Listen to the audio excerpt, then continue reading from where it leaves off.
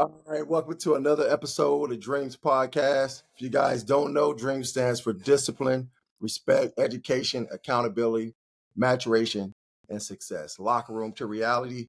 And this gentleman we bringing on today embodies everything I just talked about, as well as my co-host Jackie Mitchell. How you doing, sir? I'm doing great, my man. Thank you. All right, man. The guy I'm bringing on today is we were joking a little bit off camera, man. We've been in the trenches, in the mud together. We've been in some rough spots. No doubt. Rough spots, man. He's currently the quarterback coach of the Baltimore Ravens. Obviously coaching one of the best quarterbacks in the league, if not the best. And when it's all said and done, he will be a Hall of Famer. Just put on an amazing display this past week. Man, he was the offensive coordinator at USC. Coached at New Mexico. He's been Kentucky, Tennessee. He's been everywhere, man. And he's somebody who's near and dear in my heart. Mr. T. Martin, how you doing? What's up, Scott? I'm good, man. Hey, man. Good to see you again, brother. You're looking great, man. I know, man. Hey, it looked like Scott can still run a few miles and do a few push-ups over there, man. Hey, BT, he's still out there hustling.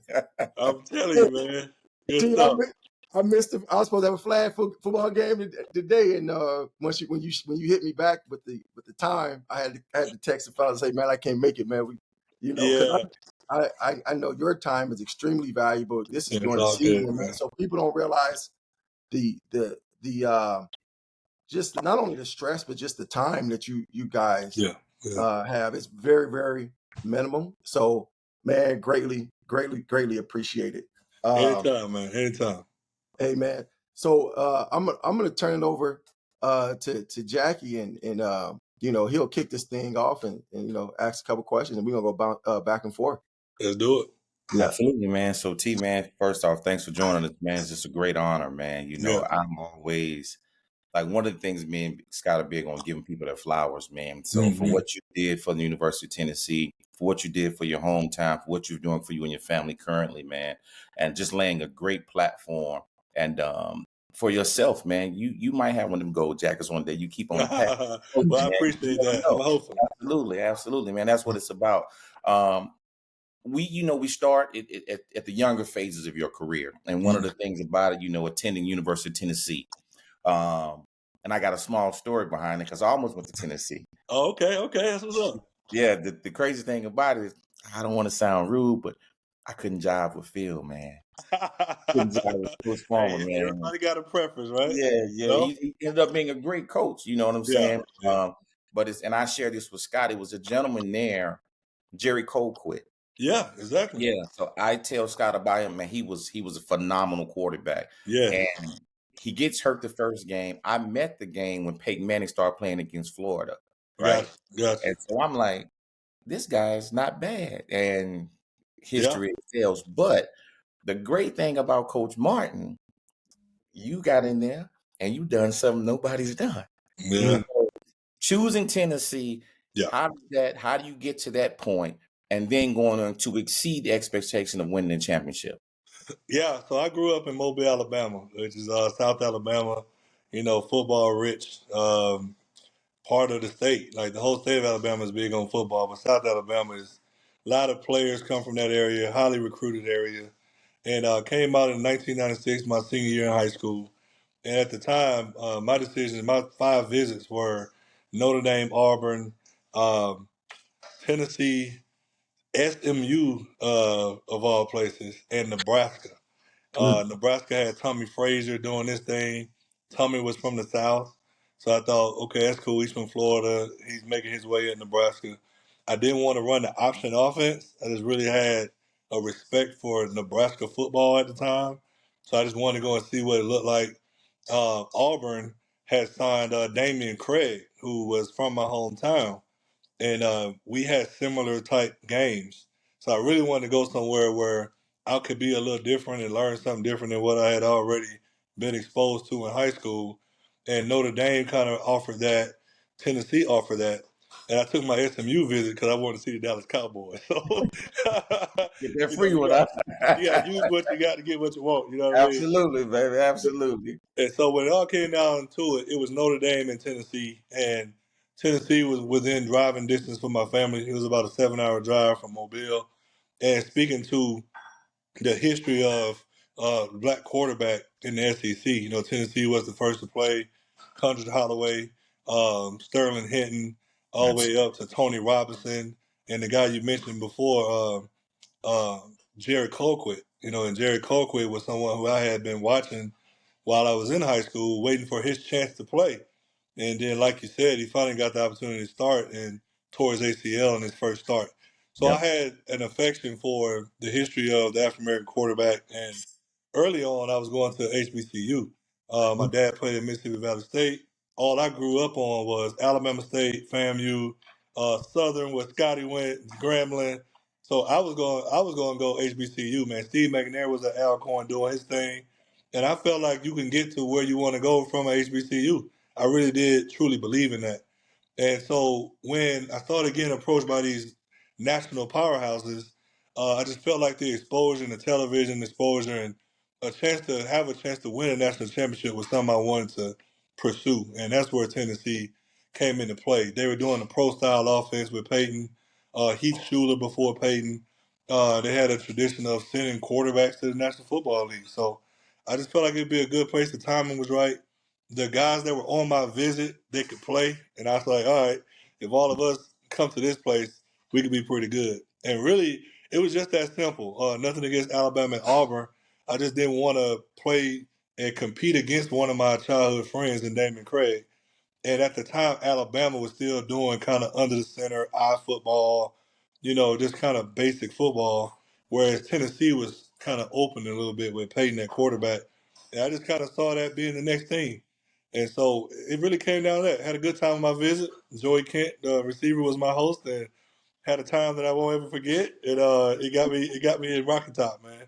Yeah. You know what that means. Had a good time. A great visit there as well. So I totally understand that, man. Yeah. I understand. So with the national championship, though, Yeah. first, how do you feel about that? It was great, man. It was the year before, it was Peyton's senior year, and we had a good team. We ended up going to the Orange Bowl. We lost to Nebraska, and if we had won that game, we would have shared the national championship with Michigan. Remember, that was the year before the BCS system had started. And so to get that close, and we lost against Nebraska, we knew that we had a team that a lot of guys were returning. Defensively, Al Wilson and those guys were returning. Offensively, Peerless Price decided to come back for his senior year. So that was big for us. We had Cedric Wilson at wide out, Jamal Lewis, Travis Henry, like a lot with the nucleus of the young skilled players and offensive linemen and defensive linemen were all returning from that previous team that could have shared a national championship. And so all we had to do was just step in, the young guys who were inexperienced, and do our jobs for the most part. So I was fortunate in the sense of I didn't have to worry about saving the team and just doing more than just doing my job, being a great leader and leading by example. And that was enough. I'm kind of I like to lead by example. I don't really like to talk much unless we're on the field. I talk too much when I'm on the field. But man, I just went to work really, and it was a season that we just took it week by week. It's kind of a saying that in sports, game by game, and we don't know if we were the best team in the nation, but we were the best team every Saturday, and that's all that mattered is executing in that game. And so we looked up and we kept stacking them.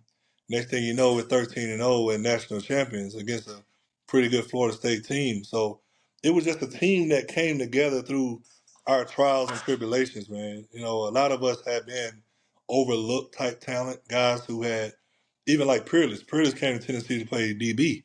And that's why he wore number 37, was he got moved to wide receiver. Al Wilson came to Tennessee to play running back. He got moved to linebacker. A lot of guys were doubted. I had doubt on me and could I replace Peyton and what it was going to look like and all that kind of stuff. So we kind of saw it as a challenge, and that brought us closer together. And we did what we had to do and we won it. Absolutely, man. Absolutely. So, man, thank you for sharing that, Scotty, man. Mike is yours, man. Yeah. Oh, yeah. No, that's awesome, man. It just brings back memories, man. And I think certain guys have certain attributes. And I think the thing about T is, if you had to sum it up in one word, is winner. He's just a winner. has a very infectious personality. You just I remember just being in the huddle with you, and you just believe. You like when you, and it's just not everybody has that, right? A guy might have a great arm, he can run.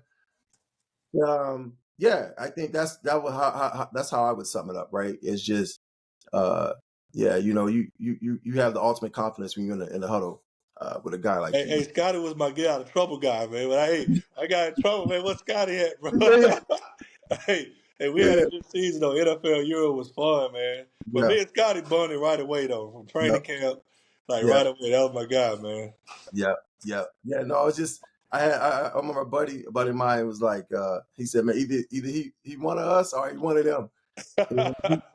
You know what I mean? Yeah, And he just, that's and right. before he got on top, Jackie asked me, how was, T, how's his personality? And I said, he one of us. And That's right. That's right. he Enough, was enough said. I No understood. doubt, man. You already like, know it. that's all Yeah. I said, that's all you know, man. But kind of talk about your, your NFL draft process. Like, obviously, Yeah. that's a Yeah. rigorous process. You're coming off a national championship, Mm, and you don't really have time to celebrate, right? You gotta yeah. get right to work. Yeah. So, kind of talk about the draft process in your experience with Yeah. that, as far as preparing for the draft. Yeah, man. Like you said, right after the national championship, I ended up flying back to Arizona and trained for a couple of weeks, and then flew to New Orleans, where Tom Shaw was doing draft prep work. And at the time, the 40 was a big deal, and the type of quarterback I was, I probably put more into those type numbers than I should have, like because the league wasn't all the way ready to accept where it is now.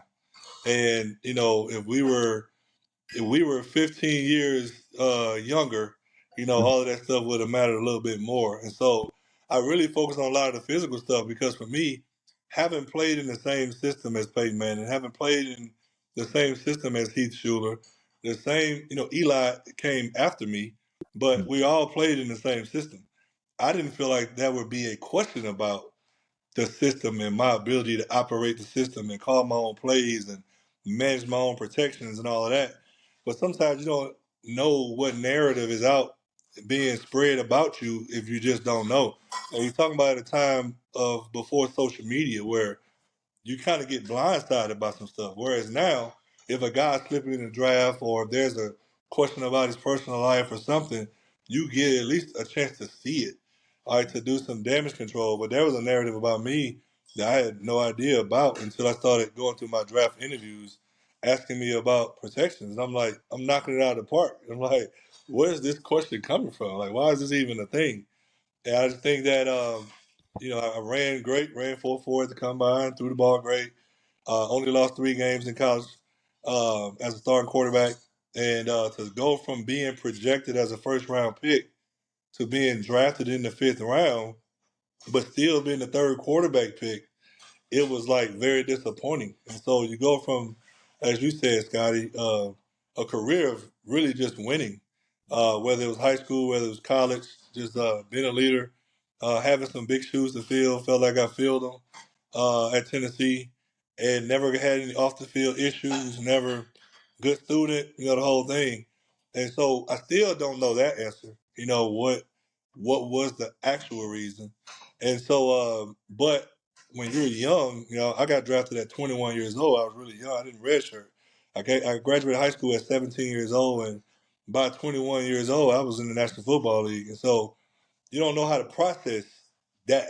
And so when I got to the league, I didn't have the same energy and the same love for it like I once had because you kind of build your whole life around getting to that point and being rewarded for the work by getting an opportunity where somebody on the next level believes in you. And I'm looking at the Donovan McNabbs, I'm looking at the Sean Kings. No disrespect to any of those guys. They were great players, they had great resumes, but none of them stack up to me when I beat all of them. And so I'm sitting there like, what's going on here? And so that was hard to accept. And I got drafted to the Pittsburgh Steelers. they had just recently signed Cordell Stewart to a long-term extension. So you get drafted to a place where a guy just got a new contract, so you know you're not going to play unless something bad happens. So it was just kind of a hit after a hit, and it really did, in hindsight, I'm much more mature now and wish I had more guidance at the time to see it differently.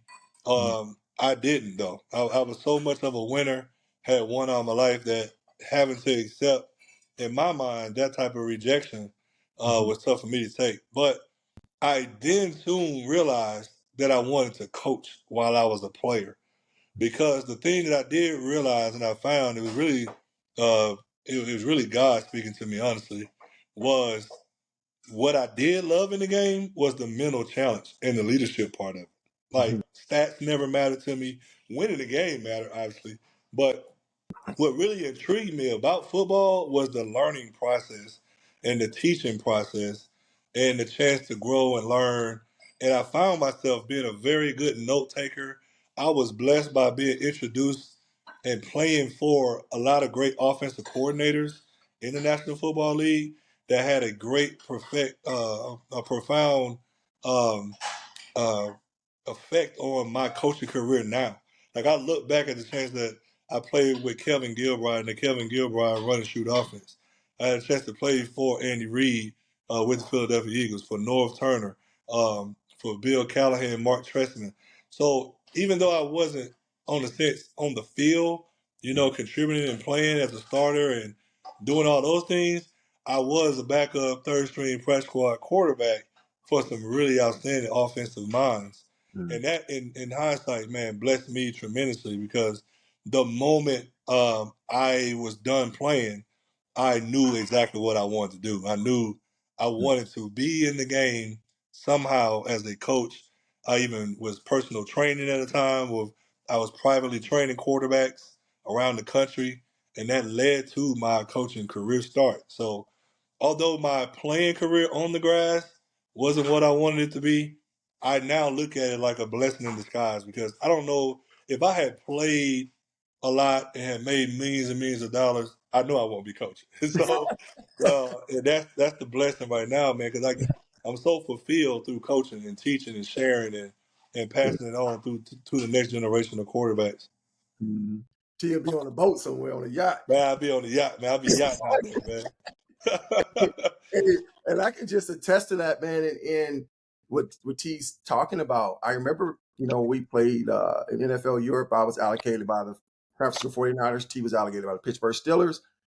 T had a lot of input in game planning. And then to take it a step further, we played together for the Winnipeg Blue Bombers in the CFL. And T was the offensive coordinator. I remember sitting in the meeting room. It was wild. I was like, what is this? The offensive coordinator has no clue who was installing plays. No, I swear to God. He was every time, like when we talk about like my CFL experience, and I talk about in situation is everything. Where you end up, where you land is huge. Just like you talking about, you got where you went to Pittsburgh, right? Yeah. I tell people, like, man, situation is everything. Where you in, it is. And there had to be here again, no disrespect to the Winnipeg Blue Bombers organization. They're doing really well now, but in 2005, it wasn't so hot. I'm just gonna leave it like that. I'll leave it like that. Different time, man. Our QB was installing the plays. Man, but we had a good time, man. We had each other, man. That's what you play for, man. You're gonna, not live at home, and I had some young kids at the time, and you're gonna be away from your family. Have a good time with your guys, man. And I thought we had a good time. Kay was a newborn, man. That dude was 20 years old now, Scott. We was in a hotel room. Yeah, dog. We at the Canada Is Hotel, bro. Yeah. Yeah, Kay is 20 years old now, Scott. I seen him hitting bombs, man. Man, it's crazy, man. I'm kind of going off script a little bit. It's so good to catch up with you, man. Talk about that, man. How proud are you of him and the man he's become? And he's a slugger, man. No, he's doing well, man. In high school he played football and baseball, and didn't know which way he wanted to go. And so he ended up doing both through high school and chose to go the baseball route.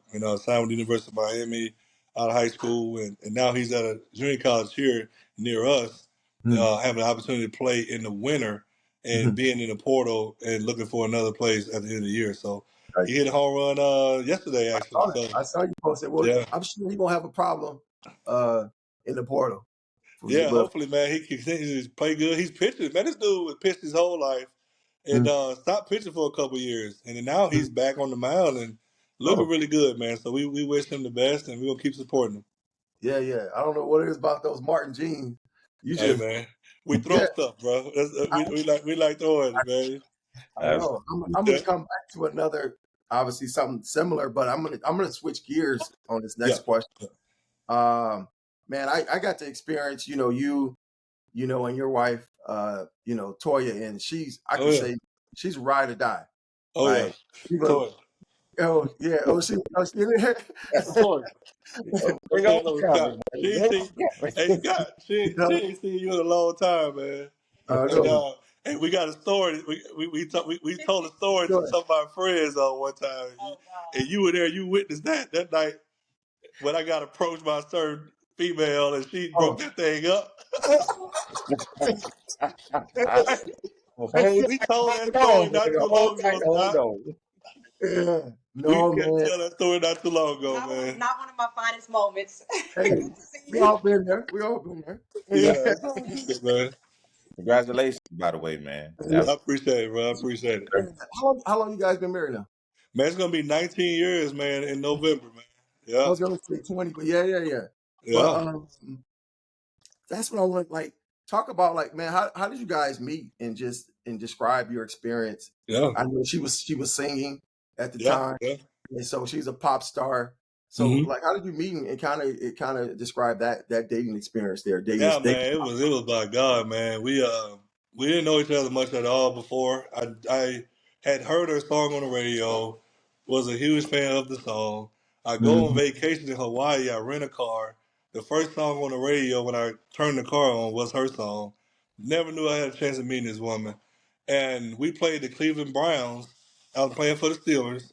Mhm. And, national anthem, we standing there, and me and Plaxico Bird standing there. And the girl that started singing national anthem, I'm looking at Plax. I'm like, man, look at this girl singing national anthem. And then she walked off the field and she kind of walked between like us. And I'm kind of like trying to look straight like I'm serious. You know what I'm saying? And so, but you don't think anything of it, you know? And so a couple months later, she's on tour with Alicia Keys and City High and all of them. They're on tour and they got a show in Pittsburgh. And so me and Jerome Bettis had, backstage or whatever with the radio station. And I'm just enjoying the show. And I'm backstage and I hear the song come on. And I'm Mhm. like, oh, that's the song. Like, I really like that song. And Mhm. so, dude, you got this 6'3" dude walking out. And I'm standing in front of all these kids, bro. It's like all these little kids right here. And I'm standing in front of the stage watching her show. And didn't think I'd ever meet her. And go to the side of the stage. Alicia Keys is performing. And I got the nerves built up to get someone to introduce us because I was too nervous to do it myself. So I Yeah. got somebody to introduce us, and we exchanged information because me and Plex had an after party that night, Mhm. and her management team wouldn't let her leave the hotel, so I didn't get a chance to hang out that night. But we just stayed in contact, just by phone, by text, for about a year or so, man, maybe a year and a half. She goes on tour with Bon Jovi in Australia. I go to NFL Europe.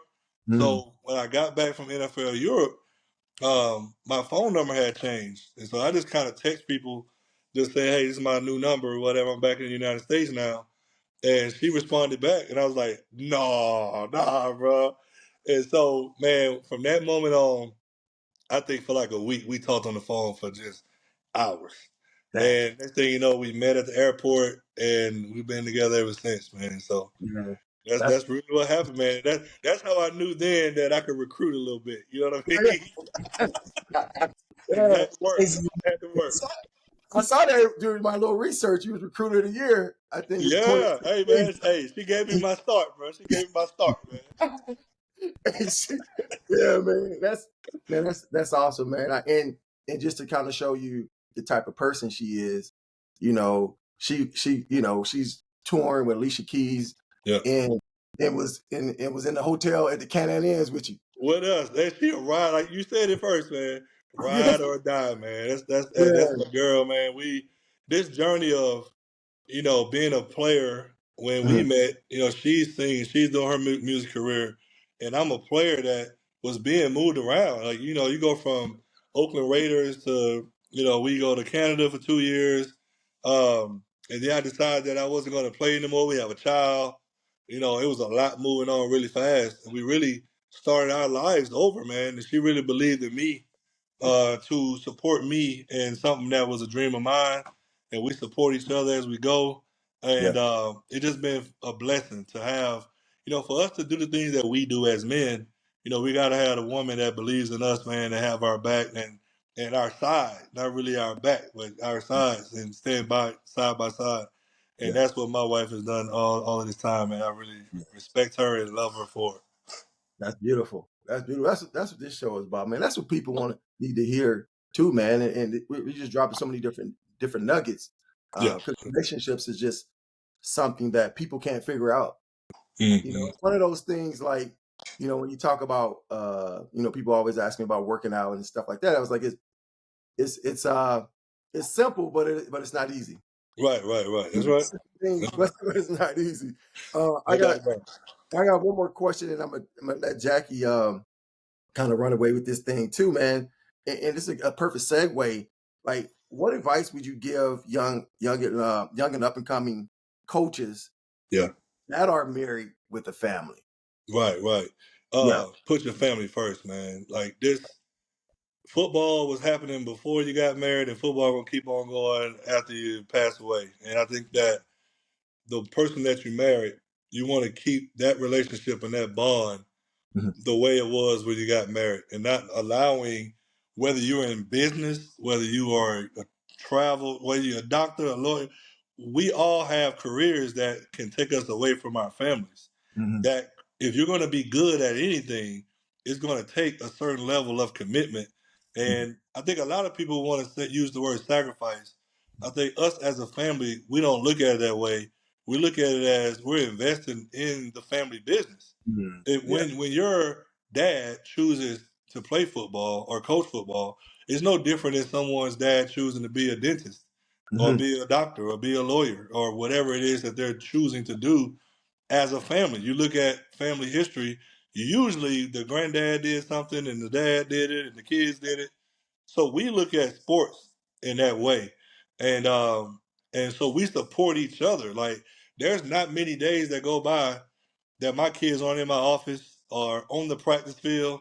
Little Cannon, water boys, whenever he want to come, he get him a little jug and he right there. Give Lamar water or whatever. He's in my meetings. Cannon has a notebook in the quarterback meeting room, like right in front of me, Lamar's notebook. And Caden, all of my kids, Amari, I just never felt like the game was so important that I needed to neglect my family for it.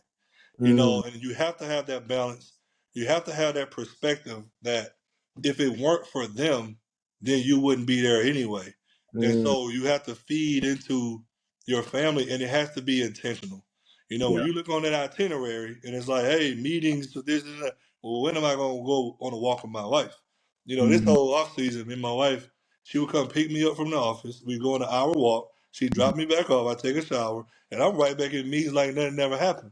So you got to be intentional with your spouse. You got to be intentional with your kids, because believe it or not, as you come home every night, especially if you have boys. All right, and my daughter even said the same thing to me too. But they miss you too, and they see you with other people's kids. And as a coach, sometimes you don't ever want to have this environment where your kid thinks that you're putting more into somebody else than them, and that they have to understand that they're first. And so I think communication is key, man. Like, real, true communication. How do you feel about that? And really listening to them. But sometimes as coaches, man, you can think that you run everything, bro. You find out real quick that you don't, right? Hey, you're the assistant coach when it comes to the house. Absolutely. The quality control, man. You quality control, dog. And Yeah. Yep. so nah, man. And we've just learned so much. Like we didn't come from these like perfect family structures. Like and for us to be who we were before marriage and then have the new challenges of parenthood, of career, of moving around different places, the money up and down at times, more sometimes, less other times, and you got to still find a way to have fun regardless of what you got in the bank. You got to love on each other, man, and that's we keep that first, and that's it, man. The game, you can be fired. I give you a quick story, man, how much more important it is to me than anything. When I got fired at USC and the head coach called me, the first thing I told him to do was, I said, let me get my son out of school and tell him first. So I Yeah. immediately went and got my son out of class Yeah. and told him what had happened because to me, it wasn't about the job. Like, we're going to work this contract out. I'll find another job. But I didn't want my son sitting in class read Twitter that his dad got let go. And Yeah. so Yeah. that to me is the perspective that I'm speaking to. Like, it got to be family first.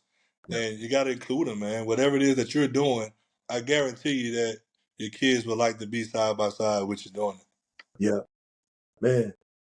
Shoots, man. This is I mean, we've had some good episodes, but I don't know if this is gonna be tough to top. Oh, Just well, I appreciate it. Well, it's us, Scott. We always been like this, man. You know that. I know we just hey, we get together, it's like peanut butter and jelly. Oh, it is. Listen, hey, man. Yeah. Like my great grandmother always told me, you ain't got to see your best friends every day, man. Yep. It's all Yep. good. No, yeah, no, absolutely, man. But yeah, man, I'm gonna let Jackie, ask a couple questions, man, before we let you go. And I know you got to All cook good. All good. you got to cook a hot meal in the middle. Yeah, man. I'm making Right. some Cajun chicken breast, man. Okay. You know, just doing a little. Hey, you went to Southern, so you know what that's like, bro.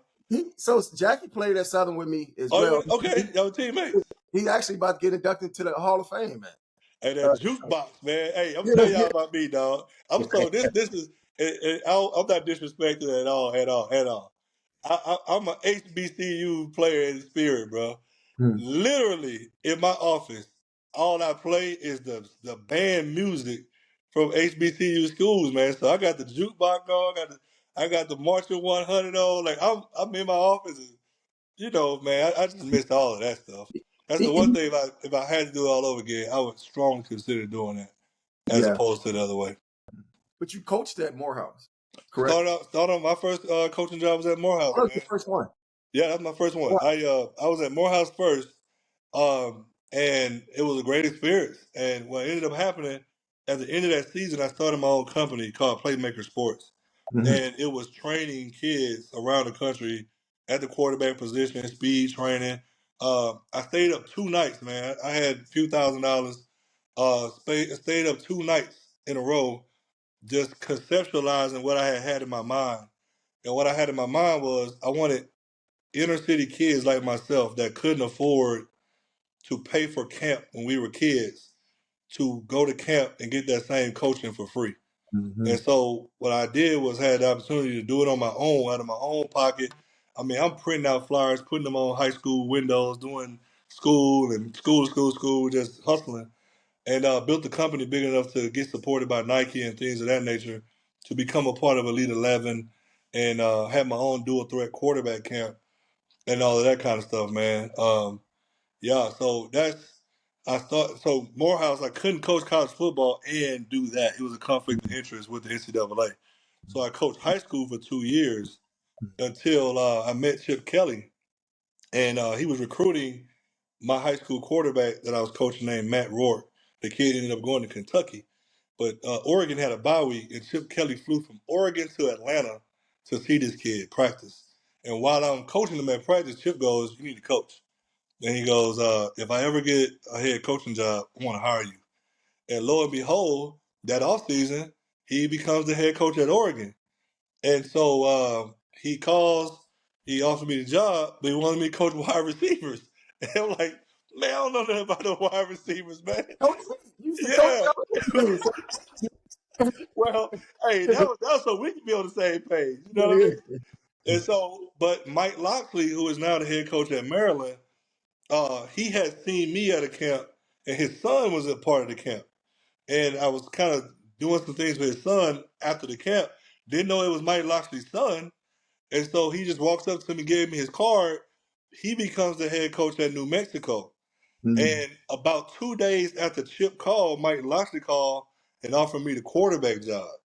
And so I ended up on just principle, really, man, and betting on myself that I can get to where I want to go, cutting my teeth coaching quarterbacks at New Mexico, then going to Oregon coaching wide receivers. So imagine going there and telling your wife you're going to take 100,000 as opposed to 200,000 in your first job.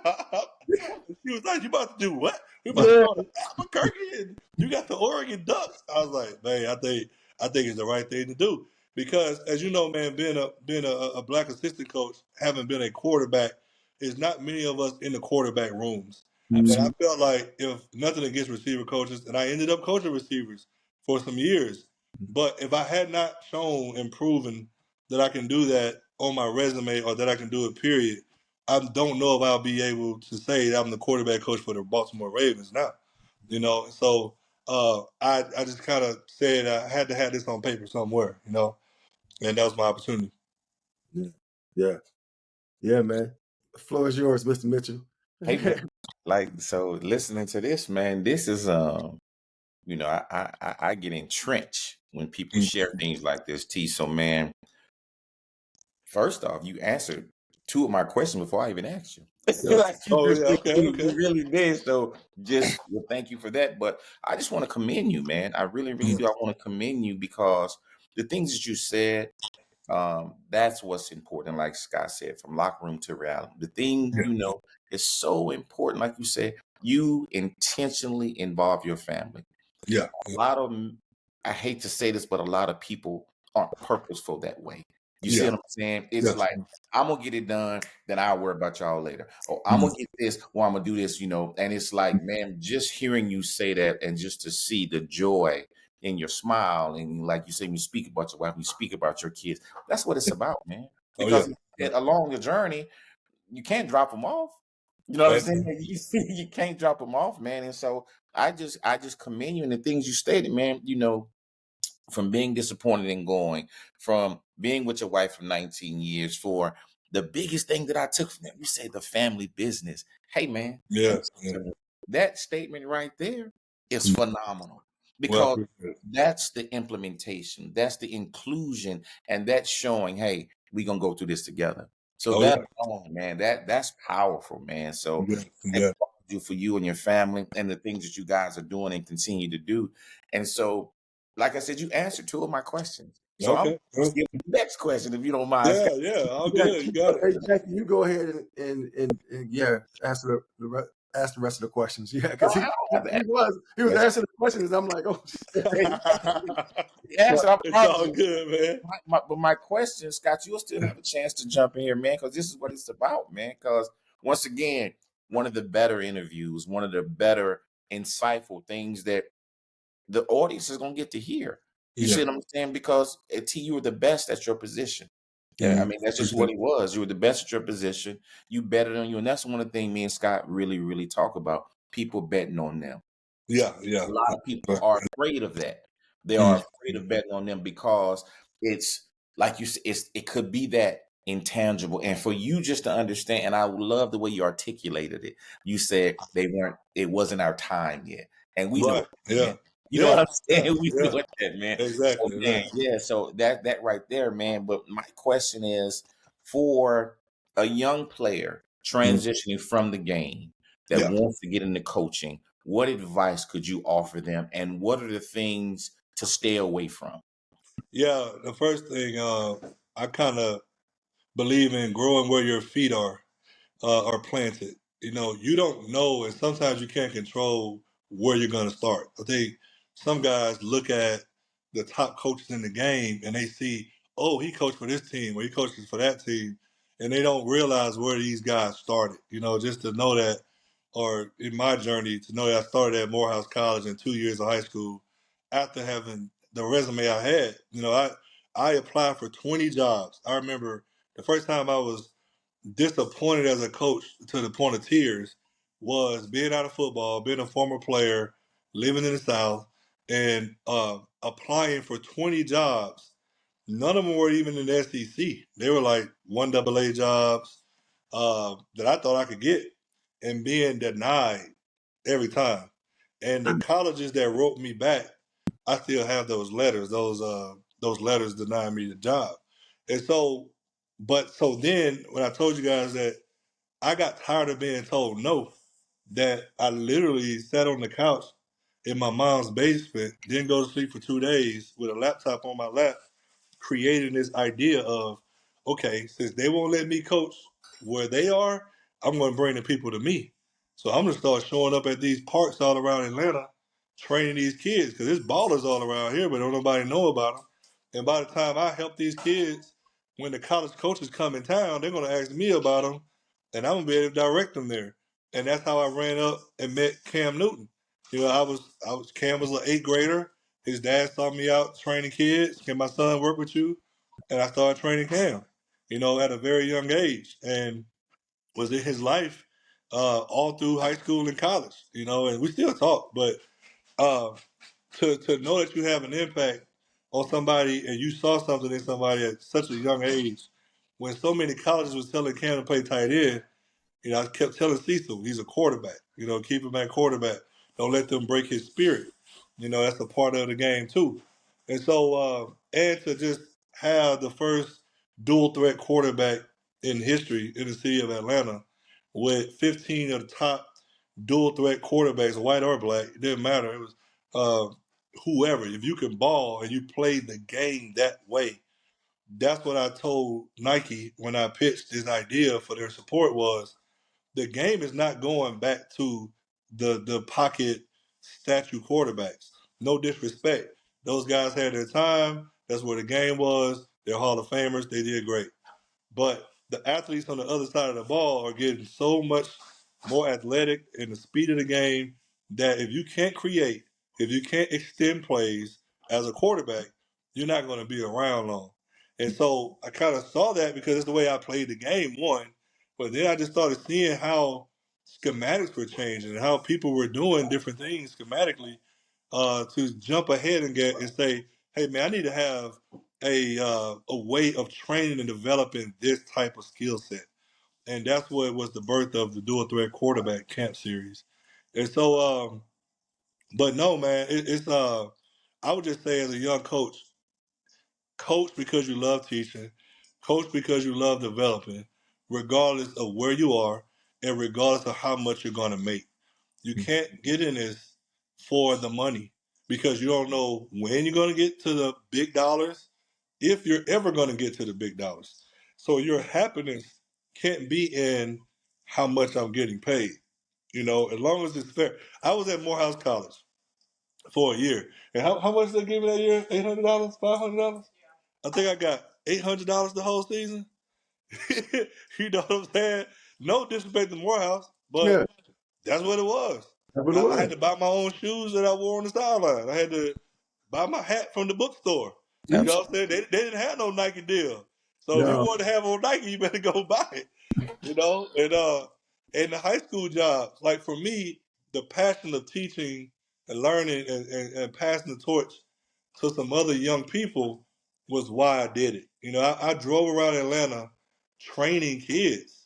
Some of them, a couple kids paid me, and then I started saying that was crazy. Like, why am I asking people to pay me?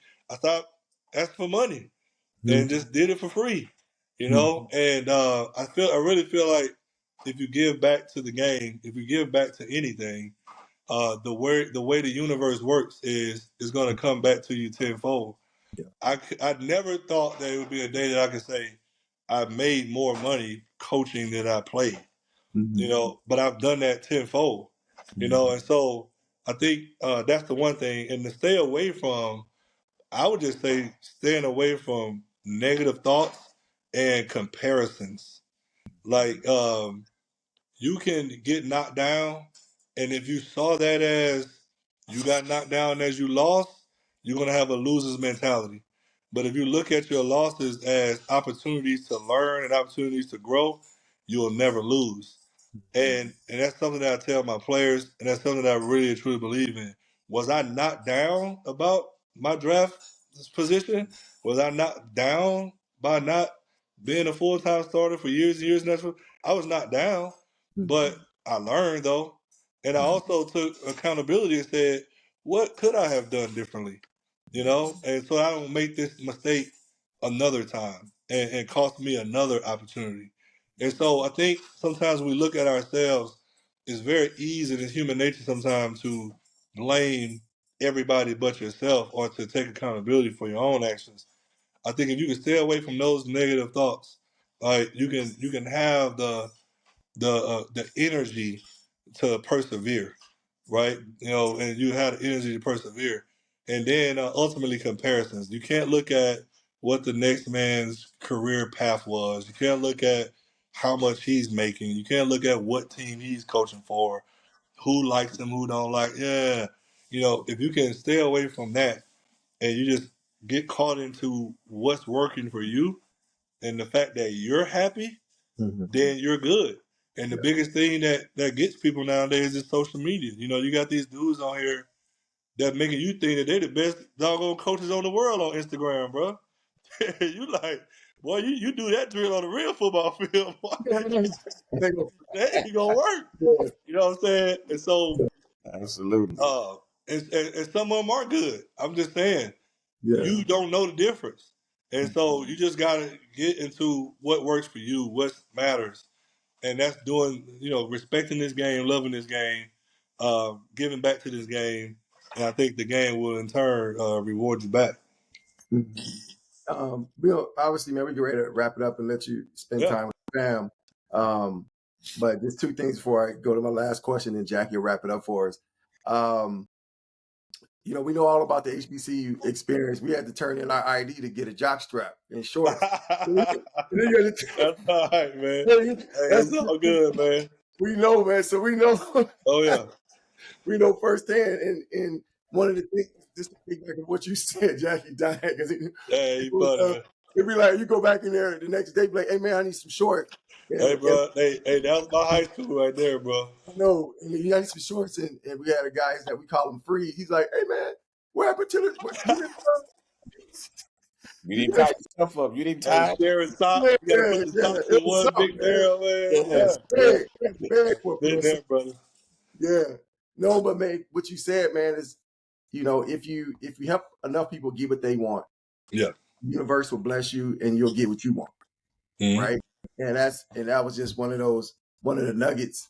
What you were just saying, it kind of that resonated with me, right? Here again, and you help, and that's at the end of the day, people are going to remember not how much money you made, how much this and that, the impact you made on their lives. Yeah, and that's what it's about, man. That's what it's about. My last question, man, is moving forward. Right now, obviously, like I had to ask this. I mean, man, the guy you coaching right now is just electric. Like the performance the other night. I mean, unbelievable. What is it like to coach? What's that like, man? Like you guys said earlier, he one of us, man. Yeah. And like real recognize real, and we have a certain respect for each other. Mm-hmm. We have a certain bond that's based on truth and based on realness and trust. And that's the foundation of it, man. Lamar Jackson, before I coached him, had already won the Heisman. Before I coached him, had already been league MVP. And so our bond became, how can I help you improve? And you tell me what it's like in your own way. Sometimes players tell you in their actions. Sometimes they can verbalize it and tell you. And so I did a lot of watching. I did a lot of listening. And when you are coaching a superstar, the ego has to be gone. Like you cannot have any ego at all, because there are going to be times where you're going to be like, this man ain't do nothing I told him to do, but it's a first down. Right? And you're going to have to find a way to go, hey, man, good job. But, hey, you're supposed to be da-da-da-da, right? And so, but no, man, he is one of the best people I ever been around, man. You talking about a genuine, real dude, and if he's so authentic that I don't know if there'll ever be another like him. I swear. I mean, in terms of not only how he plays, but how he lives his life, how he makes people around him feel, the kind of teammate he is, the respect he has for coaches and his teammates, and just the game of football in and of itself. I got interviewed a couple of weeks ago, and they were trying to get me to put it in terms of popular people that we know out in society in terms of how he plays. And I said, Lamar is like a Lil Wayne or Jay-Z mentally. I said, he the type of dude that can go in the booth and probably do a whole album without writing it down. I said, he sits in meetings, and there are days where he's whatever. And there are days he's kind of sitting there and he's like, all right. And then you test him, and it's like, boop, boop, boop, boop. And you're like, man, what this dude get? How he do this? You know what I'm saying? And it's like, photographic memory. Like he could talk about plays from years ago and what the score was and who did what. And I mean, it's unbelievable. And I don't even know if there is a grading scale for people like that mentally. You got people like that in music. You got people like that in business where you just see things and they just have this sense of timing and they just have this sense of awareness. And that's just what it's like coaching him, man. It's every day is the respect for him and who he is, but also the respect we have for each other to know I'm here to help you get better. I'm going to always have your back. I'm going to defend you when it's time to defend you, and I'm going to be the first one to be honest with you when you're not right. And I think that's one of the reasons why we have the relationship that we have. But he's a phenomenal person, man. He couldn't ask for a better person to coach. And our whole room, we got Josh Johnson in the room. We got Tyler Huntley in the room. Devin Leary. All of those dudes are just real dudes, and we all work together very well. Yeah, and it's a reason why the Baltimore Ravens have had such a successful organization, right? And that starts from the top down, and it goes through the people you draft. That's right. People have to realize it's not just about athletic ability; it's about drafting good people too. No right? doubt about it, man. Yeah. And the last one, obviously right now you're the quarterback coach for the Baltimore Ravens. What are your aspirations? Moving forward, do you have any goals? Football wise, beyond moving forward. Yeah, the goal is to be a head coach, but it better happen fast because I ain't doing this my whole life. You know what I'm saying? But I love the game. I tell my family, my wife all the time, like the moment that I don't feel the butterflies on game day, the moment that I don't get intrigued by play design and winning and coaching and teaching, then I'll stop. You know how it is, Scott. Like you know when it's time. And it's not all that we can do in this life. And so, but my ultimate goal, man, I've always seen myself in a leadership position.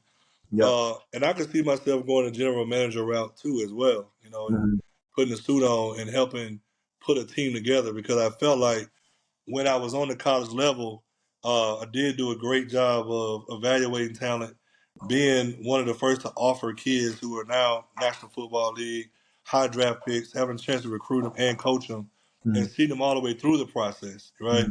And then getting in the National Football League and going through the draft process, you have to write reports, you have to evaluate, and you also you kind of get held accountable for that. So I think I have a really good track record of seeing talent and how it comes together for the ultimate goal to win. Because it's not, you can have talent, but you also got to have chemistry. Yeah. And I think that's such a big part of winning teams and winning organizations. So whether it's head coach or general manager type role, those are the kind of goals that I do have for myself. But I do feel like I am where I'm supposed to be because it's just like running a company. Like you can't own the McDonald's if you don't know how much the burger costs. You know what I mean? If you don't know what goes into the cost, how much the cheese costs, right? How much are the fries before we sell it? So I feel like I'm in that level of these things are important to know. If one day you want to lead superstars, I think God puts us in these positions to get that lesson first before you get elevated. And I think that I'm right where I'm supposed to be, and whatever that next step is, I know I'll be ready because, you know, I never set out to be even here. I was just doing the best I could at my current job, right? Like, I never took a job to say, you know what, I'm gonna take this one so I can get that one. I literally was working on my own job, got a knock on the door like, oh, you want to hire me for that? Oh, okay, here I go. You know what I mean? I did not know, as the receiver coach for the Baltimore Ravens, that the next day I would get interviewed for the quarterback job. You know? Like, literally, I'm the wideout coach. And John comes in and says, can you interview for the quarterback job tomorrow morning? I'm like, what? Not only can I interview for the job, but tomorrow morning? You know? And so, but man, I think that if you just focus on doing good where you are, when those times come, you'll be prepared. You don't have to worry about it. And so that's how I see it, man. Whatever that next step is going to be, whoever is hiring me for it knows I'm already ready. So I'm just going to step into it and do what I do, man. So that's how we do it.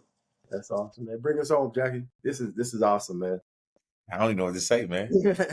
Oh, man. Yeah, something like that, man. You know, and it's funny till you said it because Harbaugh was my special teams coach in Philadelphia. There you And go. There you he's go. a special guy, man. I tell people that all the time. And Yeah. what he believes in is loyalty. He Yeah. believes in guys coming to work every day. He believes in guys doing their job. So congratulations for you, man, and to you, because the biggest thing about everything, and you know, I say this all the time, and Scott, you said if you're ready, you ain't always got to get ready. You see what I'm saying?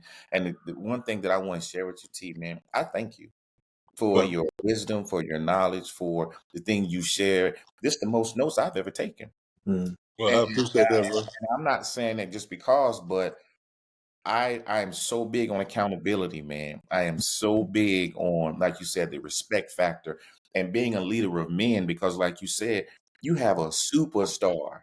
And it's not, you know what I'm saying? You're surrounded by them, bringing on the Derrick Henrys. You got a Lamar Jackson, likely is coming to his own. Your defense is playing well. You have an all-star cast, and just to be able to say, you know what, the mutual reciprocation of respect is there, Right. man, it's huge, especially in the professional level, because they can easily say, man, get out my face. You don't know nothing. You know what I'm Yeah. saying? It's just like the ego's part of it, and it's like just to be not just to be in the space, but to for him to feel like you are a part of his success, man. That speaks volume, man. And I just say, man, congratulations, man. And I appreciate it. anybody that I know listen to this podcast, if you know, if I can help you, brother. I know I'm Hey, helping man, you got it, man. you. So I appreciate you guys, man. Scott, you hit me up, man. I appreciate you guys taking the time and wanting to hear it. You know what I mean? Because a lot of times when you coaching, a lot of stuff goes unnoticed, man. I think that to get together in a space like this and it being called dreams and the acronym for what you guys have for that word is what this conversation and interview is all about. And I just pray that you guys continue to do this and spread the word and helping people, man. Because I am one who watch things like this, and you can learn something from so many people, man. And when you don't have time to read a biography, you can go to YouTube and look at these interviews and learn just as much. And so I appreciate you guys giving me this opportunity, man. Absolutely, man. I thank you for having me, Scott. I know you want to wrap it up, man. Say something to your guy, Oh, man. listen, I said Let's go. we're gonna call this. We're gonna call the month of September national championship Oh month. yeah, All right, let's yeah. do it. Let's do it. So we just did one with Charlie Ward. So and he Man, let me tell you something about Charlie Ward, bro. Charlie Ward is the reason why I wore number 17, man. oh Oh, listen. I was writing a book when I got drafted, and Charlie Ward did the forward to my book. It never came out. I still got it though. yeah. But when I was a junior in high school, it was two quarterbacks I loved, Steve McNair and Charlie Ward. Well, my dad, growing up, he was a big fan of Jefferson Street Joe Gilliam, who was drafted out of Pittsburgh Tennessee State to the Pittsburgh Steelers. Yeah. So my dad wore 17 because of Joe G. I didn't know my dad wore 17. Doug Williams wore 17. I had a lot of pride in Doug, Grambling, like the whole thing of wearing number 17. Lo and behold, Charlie Ward, I'm just CBS one night. I don't even know nothing about this man. I'm watching Florida State play somebody, and I'm like, who is number 17? And man, I ended up when I got to college, it was like, what number? I was like, man, give me number 17, man. Yeah. And so what was so crazy, I never got a chance to meet him. I wrote Bobby Bowden, I can't tell you how many letters, begging to go to Florida State because Wow. that's why I wanted to go because of Charlie Ward. Yeah. And didn't get a chance to go. They wanted me to play another position, whatever. The night before the national championship game, we had this FCA dinner or whatever. Mhm. And I'm at the table with Coach Fulmer and Bobby, and Charlie Ward walks up, and I about lost it. I was like, the night before the game, I get to meet my childhood idol. Are you Yeah. serious? Yeah. And man, listen, let me tell you something, man. I wanted to play good because I knew that man was there, bro. And so, but the way I played, the calm, the sense of calm he has, Mhm. and when you talk to him, like he played that way, like Mhm. nothing ever phased him, you know. And I just have so much admiration for Charlie Ward. So to come behind that man, Yeah. dude, I'm honored, bro. So I Yeah. appreciate it. Man, you hit it, man. He's such a good dude, man. Yeah, great Yeah. dude. Oh Down man. in Pensacola now, man. Yeah, that's cool. Yeah. Hey, I keep up my greats, man. You know, Oh, no yeah. question about that. It's crazy, Yeah. man. It's awesome, man. Well, man, as we bring it home, man, another amazing episode, Dreams Podcast. If you didn't know, the acronym is discipline, respect, education, accountability, maturation, success. That's what this is about. In locker room to reality. Guys like T. Martin here, who was a great on the gridiron, and now he's becoming a great, in the coaching ranks, man. I'm just so proud of you, man. I just want to say I'm so proud of you. Your emotional intelligence where you are is Oh, off the thank you, chart. brother. And yeah, man, I'm speechless. But I didn't. This is awesome. This is awesome, Well, man. Scott Jack, I appreciate the opportunity. And Scott, you know I love you, man. It's been a long time, but I know. I either got to come up there and see y'all. Y'all get down here, man. You know you got a place to stay, Oh bro. man, I'm gonna definitely Yep. hit you. We'll definitely hit you up, man, and make our way down to the game, man. And All right, it's bro. all love, man. Much love, man. All right, y'all All take care, man. All right, Jackie. Much love. Y'all take care. Absolutely, brother. All right, Thank now. you. Peace. Yes, sir. All right.